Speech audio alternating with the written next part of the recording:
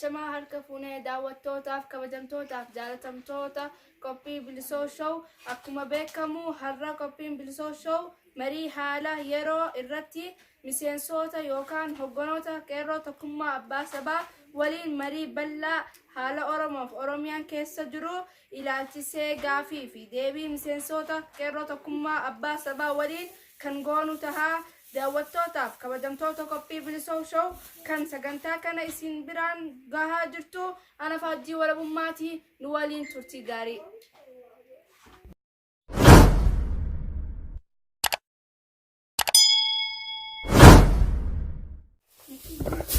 Hayyee kabajamtoota fi jaalatamtoota garee bilisoo show miidiyaa bilisoo show yookaan hundaa galatoomaa isiniin jecha amma gara qeerroo tokkummaa abbaa sabaa warra dubartoota xumurree gara warra dargaggoota imallee jirra nu hordofaa isiniin jenna qophiin keenya itti fufee jira kanarratti Muhammad Sheekh Mukhtaar mee durarratti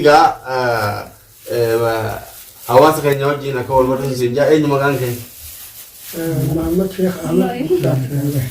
ومحمد شيخ أحمد مختار بهوا harargee dhiyaate iddoon dhaloota isaati beekamaadha.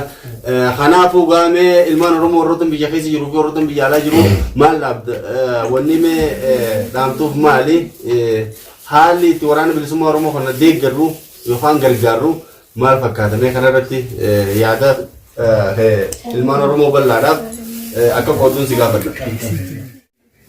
Akka dhaamuun jechuudha uummata Oromoo kan biyya keessa jiru kan biyya alaa jirus kan biyya keessa jirus waraana adda bilisummaa Oromoo cinaa dhaabbatee namuu dandeettii waan qabuun kan tooftaa gartee waraanaa beekus waraana cinatti hiriiree waraana cinaa dhaabbachuu kan hin beekne diinagdeedhaan gargaaru kan siyaasaa biraa gartee mala addaa qabus mala sanii uummata waraana Oromoo adda bilisummaa Oromoo cinaa dhaabbatanii akka gargaartan warri immoo biyya alaa keessa jirtan diinagdeedhaan waraana adda bilisummaa Oromoo cinaa dhaabbatanii akka cimsitan Oromoon takkaa mirchaadhaan bilisummaa isin harkattee jirtu yeroo hundaa'u biyya isaan nama silaa filatan mootummaa shiraa waan taateef mootummaan Itoophiyaa akka ittiin dhiifne uummanni keenya guututti hubatee beekumsa irraa qaba jechuudha.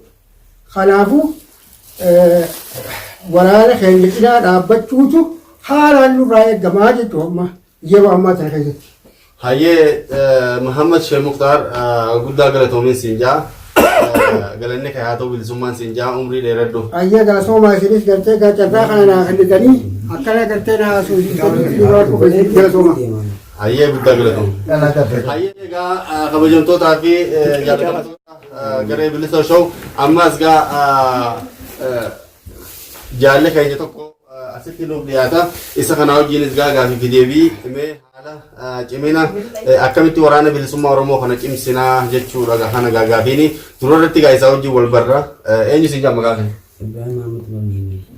Waa maqaa isaa barannee jira Ibrahim Muhammad Umari mee ilmaan Oromoo kan biyya keessa jiruu fi kan biyya alaa jiruuf maal dhaamtame haala deeggarsa waraana bilisummaa Oromoo bifa diinagdeetiin kana mee maal dhaamsa qabda? Isinumaan osoo wal keenyee wal arguu kanaafuu baay'ee galatoomaa nama jaa. Uummanni Oromoo kan biyya keessa jirtu qeerroon waraana adda bilisummaa moggaa dhaabbattee jajjabeessuudha qabdiin jaa. Nutulleen akkasuma moggaa dhaabbannee diinagdeedhaanis jabeessuudha qabnaan jaa. Kanumaafuu isinis nu galatoomaa. Hayyee jaala keenya guddaa galatoomi galanni kaa ta'u bilisummaa siin jenna amma garee itti fuftee jirti amma kootti jaalle keenya tokko sunuuf dhiyaata mee isaa wajjin wal isin barsiifneeti akka gartee walii wal bartan eenyu siin jaa maqaa kee?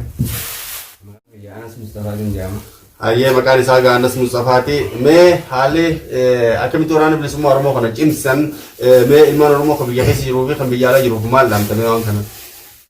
Duraan dursee galatoomaan isin jaa qopheessitoota Oromiyaan bilisoo show isin jecha har'a gabbuutanii irra nu keessa qeerroo tokkummaa abbaa sabaa keessatti gaafii kana nu dhiyeessuuf galatoomaa isin jecha gaafiin tiita duraa gaarraa warreen biyya keessa jirtanii fi biyya alaa jirtanis walumaa galattu warreen biyya keessa jirtan abbootiin qabeenyaa keenya waraana bilisummaa Oromoo cinaa dhaabbachuu warreen biyya alaa jirtan warreen lolaaf nu mijan karaa biraatti loluudhaaf dinagdeedhaan waan qabnuun cinaa dhaabbachuu waraana bilisummaa Oromoo kana bichaan nu baasa malee karaan biraa hin jiru. Karaan filannaa numaa hin jiru waraana bilisummaa Oromoo bichaa cinaa dhaabbachuudha jechuudha. Hayyee egaa jaalli keenya ibsa bal'aa nuu kennee miseensi qeerroo tokkummaa abbaa sabaa guddaa galatoomu jennaani amma egaa gara jaalli keenya tokko nu hayyee egaa jaala kanaa wajjin wal baruudhaan gara wannaa dabarraa ammaas akkasumatti gaaddee gareen bilisoo show imala isii gara qeerroo tokkummaa abbaa sabaatti imala isii itti fuftee egaa ammaas akkuma itti fufetti jiran hordofaa isin jenna. Eenyumee maqaan kan immoo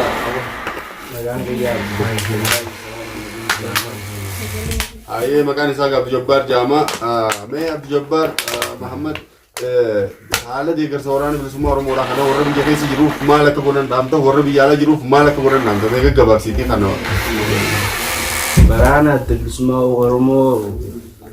Oromoon hundinuu iddoo jirtu hundattuu wanneen dhaamuuf Oromoo qabsoon Oromoodhaa iddoo sadiin kallattii sadii waan gaggeeffamuuf kallattii sadeen irraa kan humna hin qabne deemuu hin dandeenye Oromoo humna qabu dammeessee akka waraanummaatti deemu gochuudhaaf kan ammoo diinagdee qabu diinagdeen Oromoo bira dhaabbachuudhaaf kan ammoo deemee iddoo biraatti imalee jiru biyya alaa jiru diinagdeedhaan gara hawaasa uummata Oromoo adda bilisummaa Oromoo deeggaree gargaarsa isaanii gochuudhaafin uummata Oromoo hundaaf dhaaman. Hayyee jala keenya guddaa galatoomu jennaani imala keenya ammaas itti fufnee jirra gara qeerroo tokkummaa abbaa sabaa miseensa qeerroo tokkummaa abbaa sabaa nu dhiyaatu isin jenna. Hayyee egaa dhiyaatee jira miseensa keenya mee kana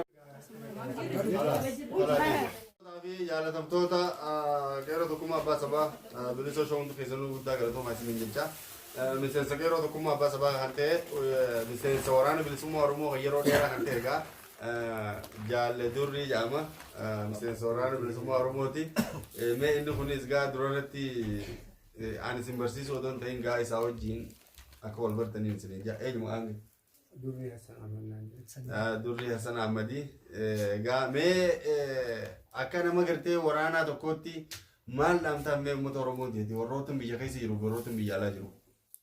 Wanni dhaamuuf akka waraanaattis yoo ta'e namni irra waliin nu gaafatu dirqama lammummaa nu gaafatu bilisummaa wanni jedhan dirqama lammummaa nu gaafatu osoo jaalala hin taane osoo dirqama taane ifiif si gaafatu.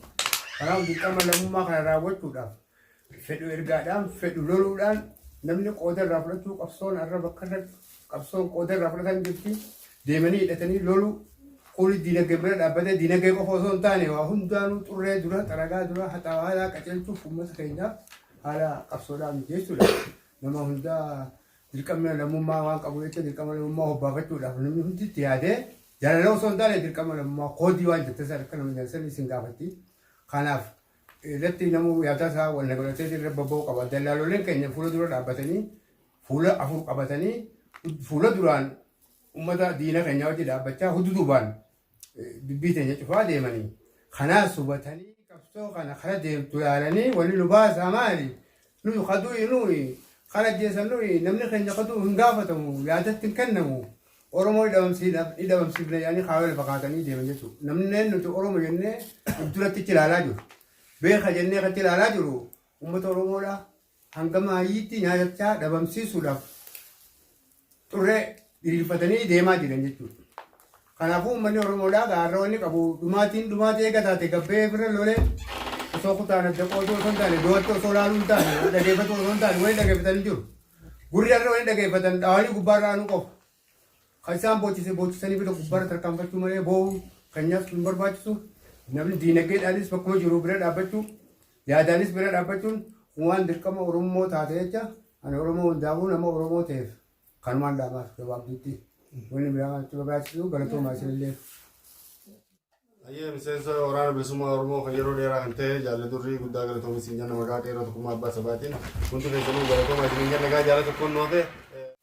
Ayyee egaa jaala tokkoon nu hafe amma gara xumuraatti miila laachaa jirra.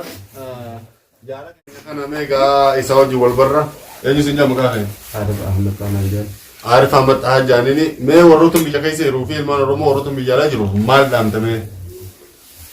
Wanni dhaabuuf adda bilisummaa Oromootiif beekumsaafis nalaqaafis waa hundaanii karaa hundaanii qabsootanya jabeessuudhaaf cimsuudhaaf beekumsaanis beekumsaanis qabeenyaanis waa hundaanii bira dhaabbachuudhaaf qophiidhaaf guddaa galatamuu.